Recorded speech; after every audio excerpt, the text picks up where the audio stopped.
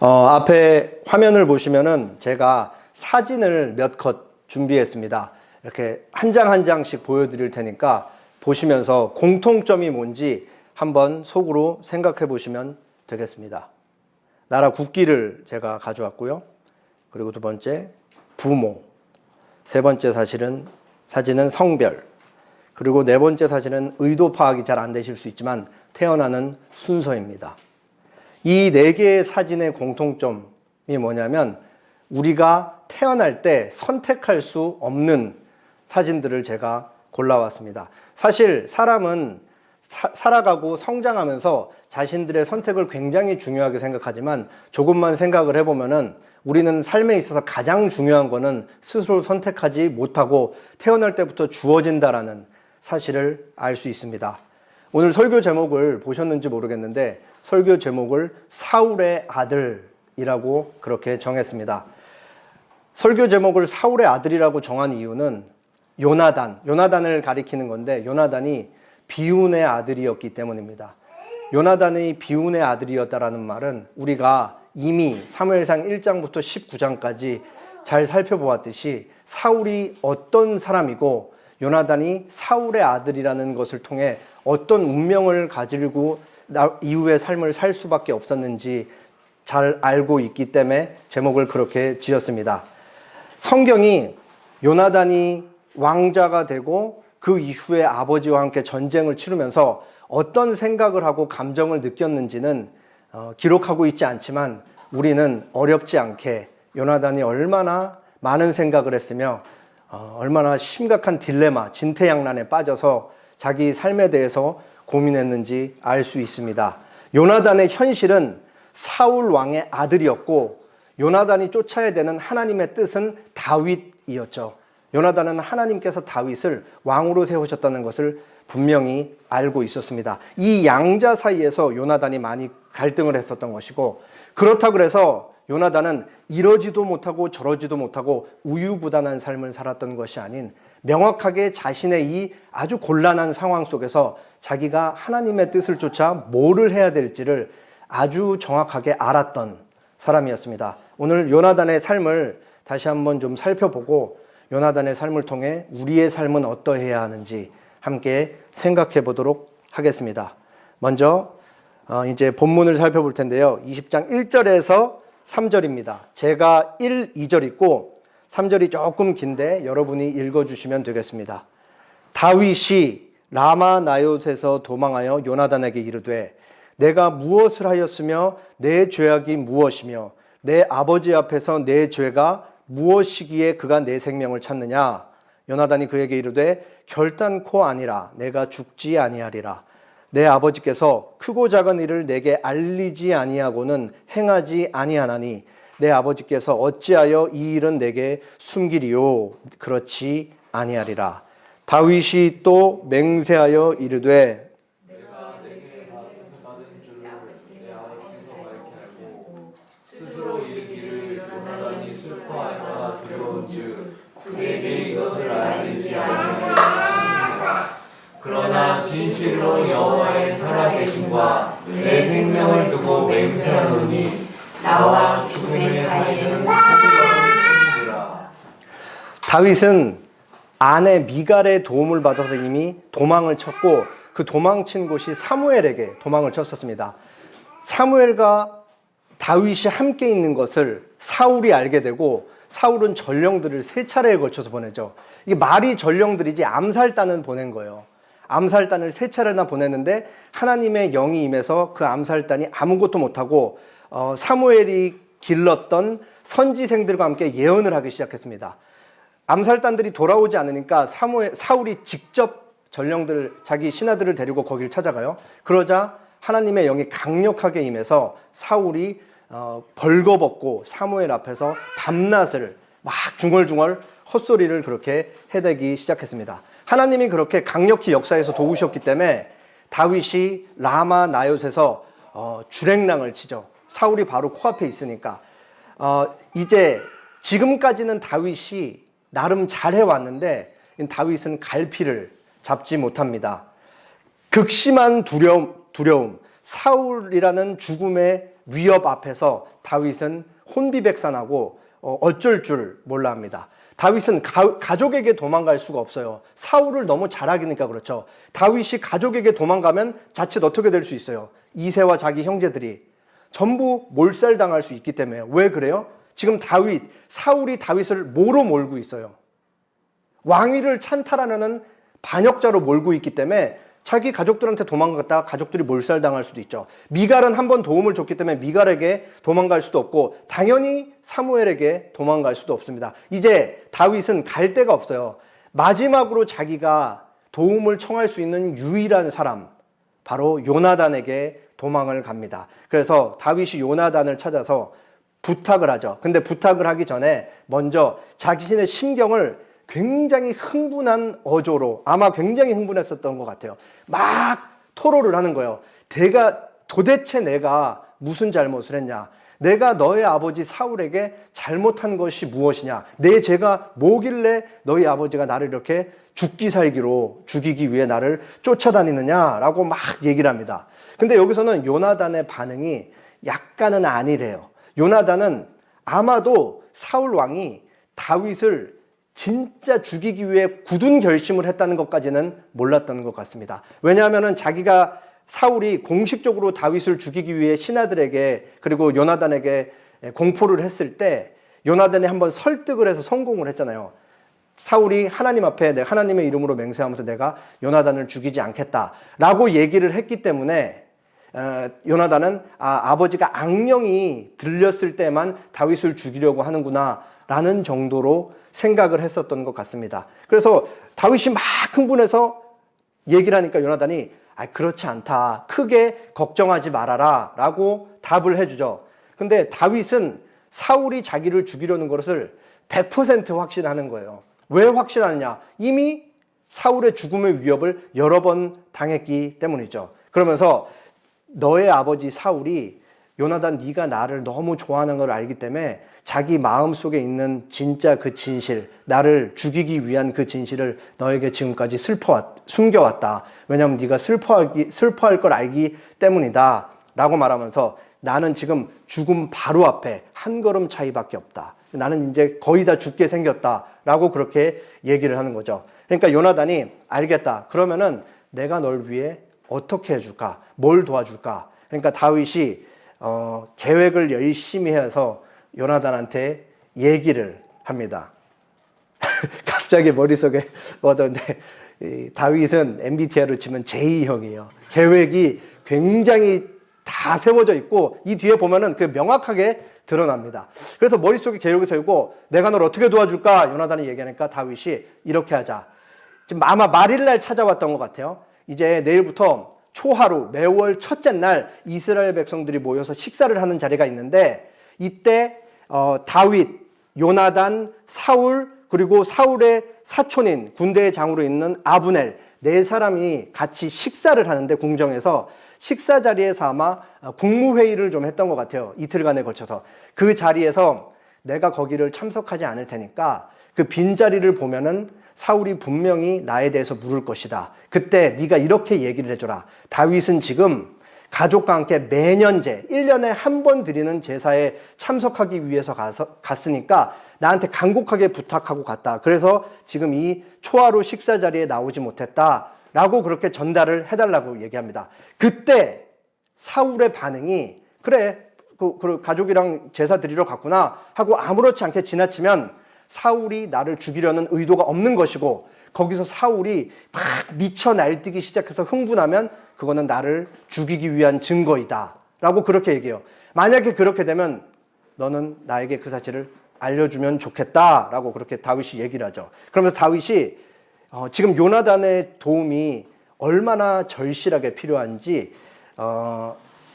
다윗이 골리앗을 때려잡고 돌아오는 길에 요나단이 다윗을 너무 사랑해서 두 사람이 언약 맺은 그 일을 상기시킵니다. 이때 당시에 언약이라는 것은 두 사람이 이제 약속을 통해 맺는 계약 관계 같은 건데 요나단과 다윗이 이미 언약을 한번 맺었었죠. 근데 이 언약은 자신의 목숨을 담보로 맺는 언약인 거예요. 그러니까 그 언약을 상기시키면서 네가 나를 목숨을 담보로 나와 언약을 맺으니까 너는 지금 반드시 나를 도와야 돼 라고 이렇게 은연중에 주지시키고 있는 것이죠. 그러면서 다윗이 얘기하기를 만약에 나의 죄가 조금이라도 드러나면 나를 사울에게 데려갈 필요 없이 그냥 네가 나를 죽여주면 좋겠다라고 얘기를 해요. 그러니까 요나단이 다윗을 안심시키죠. 그럴 일 결코 없다. 아무 죄도 드러나지 않을 것이고 내가 너에게 손을 대는 일은 없을 것이다. 그리고 내 아버지의 의향을 내가 반드시 너에게 알게 할 것이다 라고 얘기해요. 그러니까 여기서 다윗이 얼마나 주도면밀한지 일어날지 모르는 모든 가능성을 의심하면서 얘기를 합니다. 만약에 지금 네가 이제 돌아가서 초하루 잔치 식사를 사울이랑 같이 할 텐데 만약에 사울이 너한테 매우 엄격하게 말해서 다윗이랑 조금이라도 내통하지 못하게 철저하게 너를 관리한다면 사울이 나를 죽이려는 의도를 내가 어떻게 알겠느냐? 그 정보를 내가 어떻게 얻을 수 있겠느냐? 라고 얘기를 해요. 그러니까 요나단이 그거를 듣고 아 그래 알았다. 그러면은 내가 하나 더 장치를 마련해 줄게 하고 다윗을 데리고 들로 나갑니다. 그래서 그 들에서 하나님이 우리 사이의 증인이시고 내가 너를 구체적으로 어떻게 도울지 네가 일어날지 모르는 가능성까지 의심하고 있는데 그 넘어서 내가 너를 어떻게 도울 수 있을지 구체적으로 얘기를 합니다. 이 두 사람의 언약이라는 것은 서로 지켜야 될 약속의 내용이 있는 거예요. 그러면서 요나단이 내가 너한테 이런 약속을 하고 지킬게. 내가 널 반드시 살려보낼 거야 하면서 이렇게 얘기를 합니다.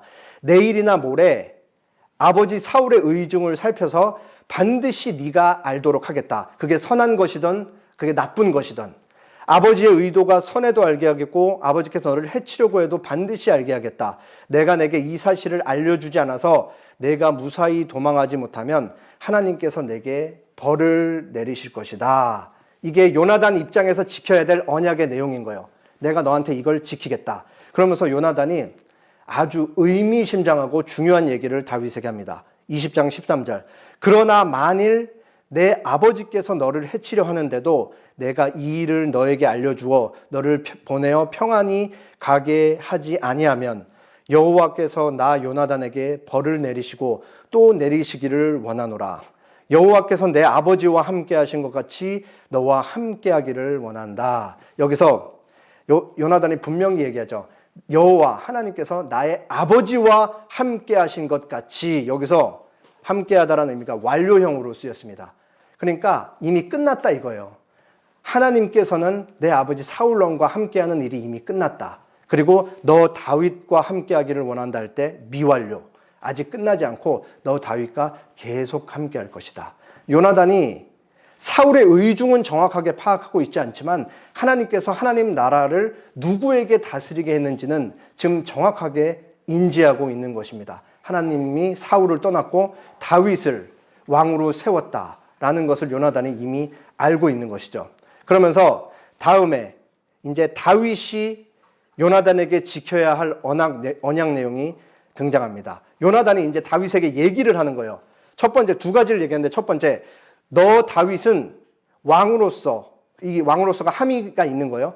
내가 사는 날 동안에 여호와의 인자하심을 내게 베풀어서 내가 죽지 않게 하라. 여기서 그 인자하심이 바로 그 신실한 언약적 사랑, 그 헤세드라는 단어입니다. 두 번째, 여호와께서 너의 대적들을 온 지면에서 다 끊어버리실 때에도 너는 인자함, 헤세드를 나의 집, 나의 후손들에게 영원히 끊어버리지 말라. 그렇게 얘기를 합니다. 아주 흥미로운 장면이죠. 왜 흥미로워요? 지금 요나단이 다윗에게 부탁하고 있는 언약 내용이거든요. 너는 이 첫 번째, 두 번째를 나에게 반드시 이행해야 된다. 그러면서 요나단이 다윗에게 뭘 부탁해요? 너는 나를 지키고 너는 나의 후손들을 지켜줘야 된다. 근데 지금 다윗은 도망자잖아요. 요나단이 다윗을 돕고 있는데 요나단이 다윗에게 나를 지키고 내 후손들을 지켜줄라. 이렇게 얘기를 하고 있는 것이죠. 그러니까 요나단은 지금 이미 다윗을 보면서 이스라엘의 왕이라고 생각하고 있는 거예요. 비록 지금은 도망자 신세로 혼비백산하고 있지만 하나님께서 다윗을 이미 왕으로 세웠고 어느 순간 미래의 어느 시점이 되면 그 다윗이 이스라엘의 차기 왕이 될 것을 명확하게 알고 있었기 때문에 이런 얘기를 부탁하고 있는 것입니다. 그러면서 요나단이 다시 한번 맹세를 하죠. 17절에 다윗에 대한 요나단의 사랑이 그를 다시 맹세하게 하였으니 이는 자기 생명을 사랑한 같이 그를 사랑함이었더라. 그리고 이제 요나단은 언약을 통해 다윗을 확실하게 도울 것을 천명하고 이제 요나단에게 다윗에게 자신의 암호를 가르쳐 줍니다. 이 암호는 요나단과 다윗만 알 수 있는 암호입니다. 요나단이 자신의 계획을 다윗에게 알려주는 것이죠. 초하루 잔치 식사 자리가 다 끝나고 다윗이 없으면 이제 사울이 요나단에게 물을 거 아니에요. 다윗이 얘기했던 대로 요나단 어디 갔느냐. 그러면은 네가 걱정하는 대로 어떤 일이 있어도 내가 반드시 나오겠다. 내가 평상시에 화살 연습, 그 전쟁 때 위한 화살 쏘는 연습을 하듯이 내가 종 한 명을 데리고 나오겠다. 그래서 화살 3번을 쏠 것이다. 그때 내가 화살을 멀리 쏘고 이제 크게 외칠 때 2가지 다른 얘기를 할 것이다. 그때 종에게 화살을 이리로 가져오라. 그러면은 이 소리를 네가 들으면 내 아버지 사울이 너를 죽이려는 의도가 전혀 없다는 것이라고 너가 알면 된다. 그리고 부정적인 암호는 뭐냐? 네가 멀리 또 떠나라. 화살이 너의 앞쪽에 있다라는 말을 네가 들으면 너는 그때 도망가면 된다. 사울이 너를 죽이려는 것을 내가 알았다는 신호를 이렇게 부정적으로 보내겠다. 그러니까 다윗이 요나단부터 들은 암호는 화살이 옆에 있다 그러면은 돌아오면 되고 화살이 네 앞쪽에 있다라고 하면은 도망가면 된다라고 그렇게 알려준 것입니다. 다윗이 들에 숨죠. 그리고 요나단은 궁정으로 돌아갑니다. 초하루 날이 됐어요. 사울과 아브넬과 요나단이 모였습니다. 다윗의 자리가 비어 있죠. 근데 첫날은 사울이 다윗의 부재에 대해 요나단에게 묻질 않아요. 속으로 혼자 생각하는 거예요. 혹시 부정해졌나? 의식적으로 부정해진 거. 전쟁에 누군가 싸워서 시체를 만졌다거나 율법에 나와 있는 몇 가지 이 사례들로 인해 부정해진 사람은 초하루 식사 자리에 참여할 수 없으므로 이제 하루 동안 몸을 깨끗하게 씻고 정결하게 한 다음에 다시 의식적으로 정해지면 식사 자리에 참여할 수 있었기 때문에 사울이 그 생각을 했던 겁니다. 혹시 뭔가 부정해졌나 하고 이제 별 얘기를 안 하죠. 그리고 이제 둘째 날이 됐어요. 근데 아브넬이랑 요나단은 있는데 다윗이 또 안 나온 겁니다. 이제 사울이 이상한 낌새를 느끼는 거죠. 그러니까 요나단이 친하니까 사울이 요나단한테 물어보는 거예요. 이새의 아들이 어디 갔느냐라고 하니까 이제 요나단이 얘기하죠. 다윗 저한테 얘기했는데 가족이랑 베들레헴에 매년제 제사 드리러 갔습니다. 그러니까 이제 여기서 사울이 불같이 화를 내면서 요나단에게 분노를 합니다. 사울이 요나단에게 화를 내며 그에게 이르되 패역 무도한 계집의 소생아, 내가 이새의 아들을 택한 것이 내 수치와 내 어미의 벌거벗은 수치됨을 내가 어찌 알지 못하랴. 이새의 아들이 땅에 사는 동안은 너와 너의 나라가 든든히 서지 못하리라. 그런즉 이제 사람을 보내어 그를 내게로 끌어오라. 그는 죽어야 할 자니라 한지라. 요나단이 그의 아버지 사울에게 대답하여 이르되 그가 죽을 일이 무엇이니까 무엇을 행하였나이까. 33절 같이 읽겠습니다. 사울이 요나단이 그의 아버지가 다윗을 죽이기로 결심한 줄 알고 사울이 막 요나단에게 굉장히 심한 욕설을 퍼붓죠. 이 패역 무도한 계집의 소상이라는 말도 네 엄마가 네 엄마랑 나 사이에서 태어난 자식이 아니고 네 엄마가 다른 남자랑 간음을 해서 태어난 자식이 바로 너 요나단이다. 그러니까 집안에 수치를 안겨주는 만큼 네가 지금 심각한 일을 했다라고 그렇게 넌 내 자식이 아니다라고 얘기할 정도로 이렇게 심각한 욕설을 퍼붓고 있는 거죠. 그러면서 사울이 다윗을 뭐라고 얘기를 해요? 이새의 아들. 다윗이 누구예요? 사울과 다윗이 어떤 관계죠? 다윗은 사울의 사위죠. 근데 사울이 다윗을 이새의 아들이라고 해요. 이새의 집안이 뭐 하는 집안이에요? 목축업하는 집안이잖아요. 그러니까 천민이라 이거예요. 저 상놈의 아들이 감히 왕위를 탐하는데 너는 어찌 그거를 가만히 보고만 있느냐. 너 상놈의 아들한테, 저 반역자한테 내 왕위를 넘겨줘서 너가 차지할 그 왕위까지 네가 다 뺏겨버릴 참이냐. 왜 이렇게 이렇게 머리가 돌아가지 않느냐라고 그렇게 지적을 한 거죠. 그러면서 그는 반드시 죽어야 할 자다. 왜냐하면 그는 내 왕위를 끊임없이 노리는 자이기 때문이다. 라고 그렇게 했죠. 그러니까 요나단이 너무 속상하니까 막 아버지한테 얘기를 하는 거예요. 도대체 다윗이 뭘 잘못했습니까? 아버지께. 죽을 일이 도대체 뭡니까? 라고 그렇게 얘기를 하죠. 그러니까 이제 이 장면에서는 사실 이제 사울이 너무 화가 나서 지금까지 다윗에게 3차례 던졌던 창을 요나단에게도 던지는 것입니다. 이제 요나단이 바로 아는 것이죠. 다윗이 사울의 눈을 통해 그 광기를 보았듯이 요나단도 동일한 광기를 보는 거예요. 아, 아버지가 다윗 얘기만 나오면 이건 완전히 미쳐갖고 제정신이 아닌구나. 아버지가 반드시 다윗을 죽이겠구나라는 것을 이제 확실하게 알게 됩니다. 이게 사울이 너무 이제 막 광기를 드러내고 분노하고 있으니까 그 사울의 광기에 가려서 요나단의 슬픔이 많이 묻히는 경향이 있을 수 있는데 여기서 요나단은 너무 슬퍼요. 정말 슬프죠. 요나단은 왜 슬프냐면 자기 아버지가 다윗을 죽이려고 하기 때문에 슬픈 거예요. 그게 뭐기 때문에 하나님의 뜻을 거스른다는 것을 너무 잘 알고 있기 때문에 그리고 하나님께서 다윗의 대적수를 치실 것을 너무 잘 아는 거예요. 요나단이. 그러니까 자기 아버지가 파국으로 자기의 삶을 맞이할 것도 알고 있는 것이고 이렇게 하면 안 되는데 아버지가 다윗을 대적해서 다윗을 죽이려니까 요나단의 마음이 슬프죠. 그러니까 요나단이 밥도 못 먹고 밥도 안 먹고 그 자리를 떠납니다. 이제 요나단이 비로소 진짜 현실과 마주했던 것이죠. 그리고 이제 요나단이 다윗이랑 약조했던 그 언약 내용을 이행하기 위해서 아이를 데리고 들로 나갑니다. 부정적인 사인을 보내줘야겠죠. 이 아이는 아무것도 몰라요. 요나단은 활을 당겨서 활을 멀리 쏩니다. 그리고 크게 외치죠. 이 아이는 아마 자기한테 하는 소리라고 생각을 하는 거예요. 화살이 너의 앞에 있다. 지체하지 말고 가거라. 다윗이 듣는 거죠. 숨어있는 다윗이. 그러니까 다윗이 알아듣는 거예요. 아, 사울이 나를 확실하게 죽이려고 한다. 그 부정적인 암호를 듣고 이제 요나단이 돌아온 사환에게 이제 자기 무기를 주면서 이제 먼저 성읍으로 돌려보냅니다. 그리고 이제 오늘 본문 마지막 장면이에요. 요나단이 그의 무기를 아이에게 주며 이르되 이것을 가지고 성읍으로 가라 하니 아이가 가매 다윗이 곧 바위 남쪽에서 일어나서 땅에서 엎드려 3번 절한 후에 서로 입맞추고 같이 울되 다윗이 더욱 심하더니 요나단이 다윗에게 이르되 평안히 가라. 우리 두 사람이 여호와의 이름으로 맹세하여 이르기를 여호와께서 영원히 나와 너 사이에 계시고 내 자손과 내 자손 사이에 계시리라 하였느니라 하니 다윗은 일어나 떠나고 요나단은 성읍으로 들어가니라. 여기서도 요나단이 얼마나 다윗을 아끼는지 따뜻한 배려를 느낄 수 있습니다. 제가 빨간색으로 볼드 처리를 놨죠. 요나단이 자기가 들고 있던 화살이겠죠. 화살을 자기 종에게 줘서 돌려보내는 거예요. 왜 요나단이 자기 종에게 화살을 줘서 무기를 줘서 돌려보냈을까요?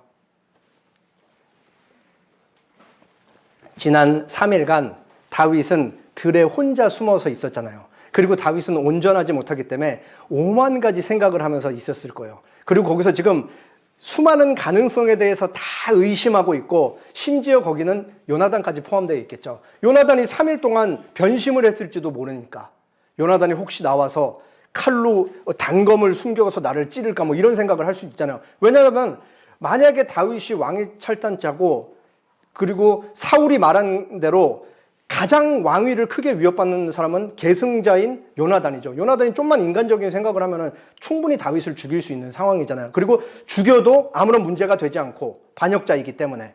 그러니까 요나단이 이걸 너무 잘 아는 거예요. 다윗이 3일 동안 무슨 생각을 했을지. 그러니까 자기 무기를 종에게 돌려보내서 다윗과 만나면서 나는 너를 해할 아무런 마음을 가지고 있지 않다라는 것을 보여주는 것이죠. 요나단의 정말 따뜻한 그런 사랑의 배려입니다. 그러니까 다윗이 이거를 너무 깊이 있게 잘 아니까 다윗이 너무 고마운 거예요.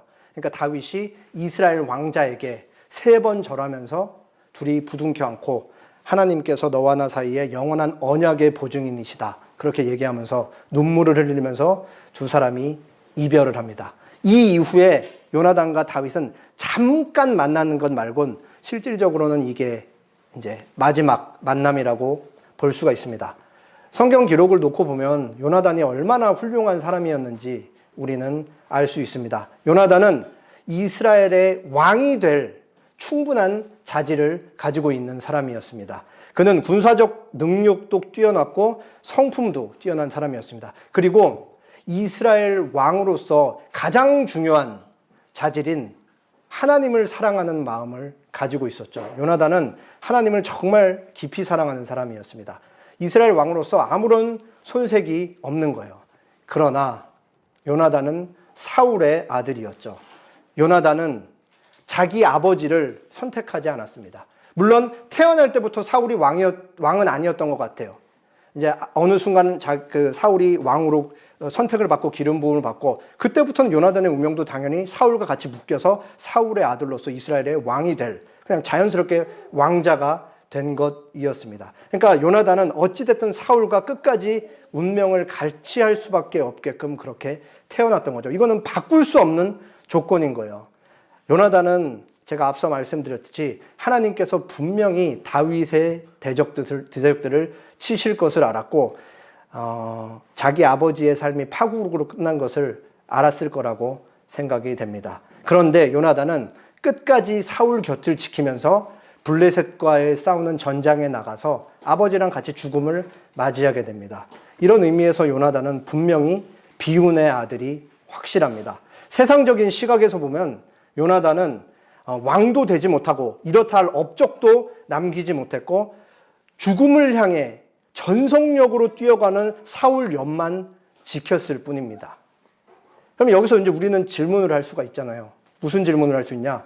요나단의 인생은 과연 실패한 인생이었는가? 그렇지 않다는 것을 우리가 이미 보았죠. 요나단은 자신의 삶의 정황 속에서 결코 양립하기 쉽지 않은 사울이라는 악의 세력과 그리고 하나님의 뜻이라는 다윗, 이 양자 사이에서 자기가 할 수 있는 일을 행했던 거예요. 사울 곁을 끝까지 지키면서 다윗을 돕고 다윗에게 생명의 길을 터주었던 바로 그 일이 그 어려운 딜레마 속에서 요나단이 하나님의 뜻을 쫓았던 요나단의 삶의 가치라고 우리가 할 수 있습니다. 요나단은 사울이라는 강력한 절대 권력의 그 악의 세력 속에서 사랑이라는 따뜻한 빛을 꽃피운 그런 사람이었습니다. 바로 예수님의 생애도 동일한 것이죠. 예수님 세상의 눈으로 보면 예수님의 삶도 철저하게 실패한 인생이었잖아요. 유대 사회의 기득권층이었던 그리고 로마 사회로부터 철저하게 저항하다가 그 죄의 대가로 십자가에 못 박힌 분, 그렇게 실패한 인생을 살았던 사람이라고 세상은 예수에 대해 그렇게 평가합니다. 그러나 성경은 예수님에 대해 전혀 다르게 얘기를 하죠. 고린도전서 1장 18절 십자가의 도가 멸망하는 자들에게는 미련한 것이요 구원을 받는 우리에게는 하나님의 능력이다. 세상 사람들은 십자가를 통해 실패한 한 인생을 보는 것입니다. 그러나 우리는 십자가를 통해 무엇을 보느냐? 하나님에 대한 우리의 사랑, 그 사랑을 성취하기 위해 예수님이 자신의 목숨까지도 내어주셨다라는 것을 보는 것이죠. 사망 권세가 지배하는 이 세상 속에서 예수님은 사랑으로 유일하게 존재하면서 우리를 살리기 위해 하나님의 뜻을 순종하면서 살다가 십자가까지 가셔서 죽음을 맞이하셨다. 그렇게 그 결과로 살아난 것이 바로 우리다라는 것을 성경이 증언하고 있는 것입니다. 동일한 십자가를 통해 세상이 보는 것과 우리가 보는 것은 전혀 다른 것이죠. 십자가를 통해 세상은 실패를 보지만 우리는 하나님의 생명, 하나님의 사랑을 보는 것입니다. 오늘날 우리는 혐오의 시대에 살고 있습니다. 정치적으로 좌우가 너무 명징하게 갈려 있습니다. 그래서 사람들은 서로 너무 헐뜯고 미워하고 있죠. 그리고 이 정치 우상화가 교회에도 그대로 들어와서 나와 다른 이념, 나랑 다른 색을 지지하는 사람을 쉽게 매도하고 저 사람을 비판하고 손가락질하기 일쑤입니다. 그리고 정치 좌우뿐만 아니라 기성세대와 이제 젊은 세대 간의 갈등도 굉장히 심각하죠. 마치 마주보는 사각형의 두 변이 결코 만날 수 없듯이 기성세대와 젊은 세대는 아무런 교차점이나 공감하는 것이 없는 것 같아 보입니다. 기성세대는 혀를 차면서 젊은 세대를 보고 젊은 세대는 기성세대에게 아무런 배울 것이나 지혜가 없다라고 그렇게 느끼는 것 같습니다. 그리고 뭐 남녀 갈등도 사실 너무 심하죠. 당장 지난주에 있었던 일도 그렇고 이러한 갈등을 이용하려는 정치적인 사람들도 있고 그리고 모두가 소비하는 수많은 유튜버들이 이런 수많은 우리들의 갈등을 점점 부추기면서 사회 분위기를 그렇게 조장하고 있습니다. 그렇게 해서 자꾸 이제 돈을 모으려고 하는 것이죠. 그리고 당장 여기 좀만 나가서 보세요. 아마 우리가 살고 있는 아파트도 그럴 거예요. 아파트에 다 뭐가 쳐져 있어요. 그 주민들만 출입할 수 있는 비밀번호와 유리문이 다 유리 자동문이 쳐져 있잖아요. 그 자체가 우리 사회가 얼마나 서로를 향해 적개심을 가지고 있고 서로 뭔가를 공유하지 못하고 서로를 향해 벽을 치고 있는지 가시적으로 이미 보여주고 있다라고 그렇게 생각합니다. 근데 이 혐오 사회, 증오 사회, 그리고 적개심 손가락질을 서로를 향한 손가락질이 뭐를 낳느냐? 생명을 경시하는 풍토를 낳는 거예요.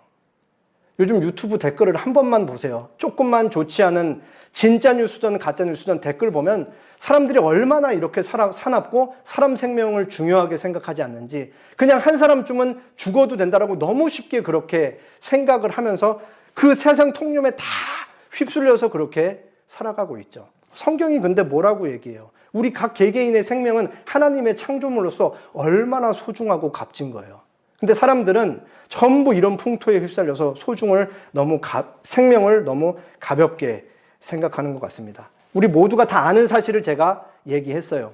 우리 모두 매일 뉴스 보도를 통해 이런 사실을 너무나 잘 알고 있죠. 그럼에도 이 사실을 우리가 그리스도인으로서 직시하는 건 또 다른 문제입니다. 우리가 어디에 발을 딛고 살아가고 있고 우리가 만나는 사람들이 무슨 생각을 하며 대한민국 사회라는 사회가 2025년도에 어떤 분위기가 있는지를 우리가 직시하고 살아가는 것은 너무 중요하죠. 왜 그래요? 하나님께서 바로 이 대한민국 어느 곳에 우리를 특정 지점에 보내시기 때문인 거예요. 그리고 그 속에서 우리는 그냥 생각 없이 세상 사람들과 똑같은 생각을 가지고 똑같은 행동을 하고 말을 하면서 살아가는 것이 아니고 성경에 근거해서 하나님이 뭐를 기뻐하시는지 예수님이 우리를 위해 만들어내신 그 사망 권세 안에서 우리를 살리기 위해 만들어내신 사랑은 무엇인지를 우리가 생각하면서 살아가는 것이죠. 그리고 그 동일한 자리, 예수님께서 걸으셨던 동일한 길로 우리가 부름을 받고 있다라는 사실은 우리를 결코 간과하면 안 되는 것입니다. 유진 피터슨 목사님이 아주 오늘 본문 사울 치하에 있는 요나단을 보면서 그리고 다윗을 보고 있는 요나단을 보면서 아주 이렇게 해안 있게 우리에게 생각할 거리를 제공해 주셨습니다. 조금 깁니다. 근데 아주 쉽게 쓰였으니까 찬찬히 잘 읽어보시면 좋을 것 같습니다. 우리는 우리의 겉모습만 보는 사람을 수없이 많이 만난다. 그들은 우리를 보면서 우리가 그들에게 어떤 이용 가치가 있을지 그리고 우리에게서 무엇을 얻어낼 수 있을지 계산하기 시작한다. 우리는 우리를 쓱 훑어보고 즉석에서 판정을 내린 다음 어떤 범주에 포함시켜 버리는 사람을 많이 만난다. 너무 가볍게 우리를 판단한다 이거죠. 그리고 우리를 이용하려고만 든다. 그런 사람들을 우리는 수많은 사람들을 만나고 있다. 그들은 우리 각자를 한 사람의 인간으로 대하려 하지 않는다. 그들은 우리를 우리 이하의 존재로 대우한다. 하나님이 만든 창조물로서 그 중요하고 소중한 생명을 가진 생명체로 대하지 않는다. 그런 사람들과 계속해서 같이 있을수록 우리는 점점 우리 이하의 존재가 되어간다. 그런데 우리 삶에 이와는 다르게 들어오는 사람이 있다. 예수님이 제일 먼저 그렇게 다르게 들어오신 거예요. 그는 우리를 이용할 목적으로 바라보지 않고 넉넉한 마음으로 우리 내면의 진실에 대해 관심을 가지며 우리의 약점을 잡거나 우리에게 흠집을 내려하지 않고 우리의 속생각을 알아주며 내적 신념을 따르는 삶의 어려움을 이해해주고 우리의 내면 가장 깊은 곳을 굳게 다져준다. 그는 바로 친구다. 예수님이 우리의 친구셨죠. 요나단이 되는 일은 위대한 일이다. 요나단이 다윗에게 친구가 되어줬잖아요. 요나단이 없었다면 다윗은 자신의 소명을 포기하고 단순한 목동 생활로 돌아갔거나 아니면 자신의 선의를 짓밟는 자에 대해 사울이죠. 복수의 칼날을 갈게 되었을 위험이 크다. 그러니까 요나단이 다윗이 온전한 생명의 길을 갈 수 있도록 그 깃을 터줬다 이거예요. 오늘 본문에 다윗이 얼마나 온전치 못해요. 정신 못 차리고 막 분노를 쏟아내고 도대체 왜 그러냐 이해할 수 없는 상황에 대해서 요나단에게 막 토로하니까 요나단이 사건을 객관적으로 바라보고 하나님을 사랑하는 사람으로서 다윗에게 걸어갈 수 있는 생명의 길을 그렇게 터준 것입니다. 사울이라는 어두운 사망 그늘 아래서 요나단은 다윗이 온전히 갈 수 있는 길을 보여줬던 그런 사람입니다. 그리고 예수님께서는 유대 사회와 그리고 로마로부터 그 굉장히 강력한 죽음의 세력으로부터 우리라는 생명의 결과물을 만들어내셨습니다. 우리의 삶이 예수님께서 우리를 살리신 것 같이 하나님께서 우리를 보내는 그 자리에서 우리의 삶도 누군가에게 소망을 줄 수 있고 누군가에게 사랑을 보여줄 수 있는 그런 삶이면 좋겠습니다. 다 함께 기도하겠습니다.